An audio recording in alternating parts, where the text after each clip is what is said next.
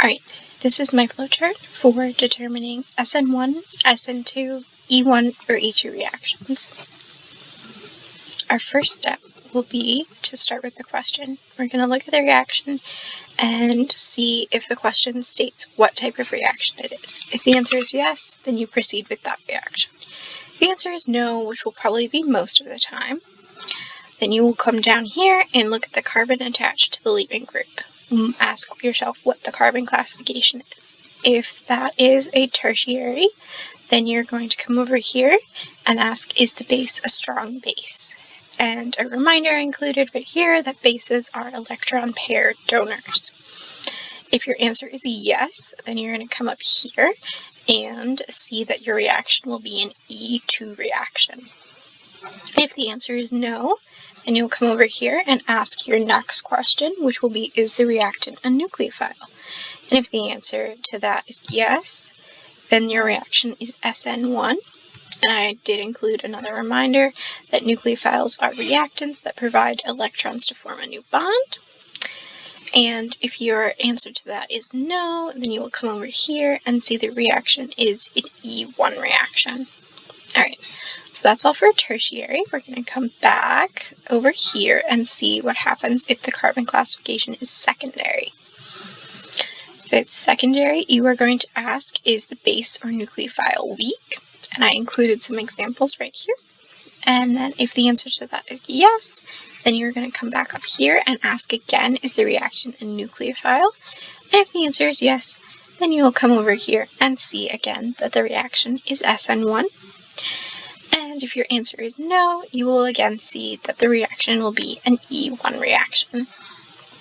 Now, from there, we are going to come down here and see what happens if the base or nucleophile is not weak. And then our next question will be, is the reactant a base? And if the answer to that is a yes, then our reaction will be an E2 reaction.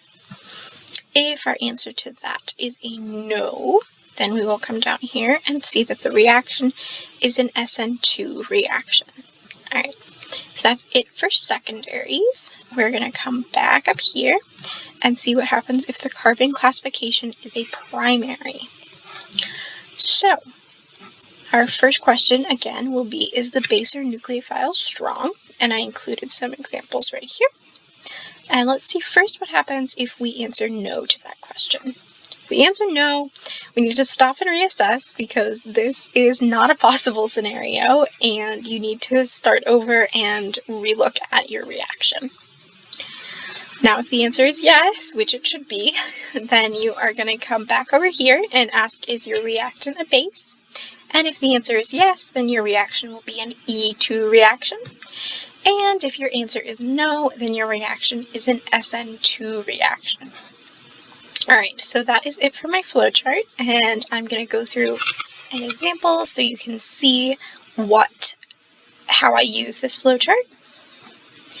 So I have an example right here, and we are obviously going to start at the top of the flowchart and see our question does not state what type of reaction it is, so we'll come down here and look at the carbon attached to the leaving group and see what the carbon classification is. Let's come back down and take a look.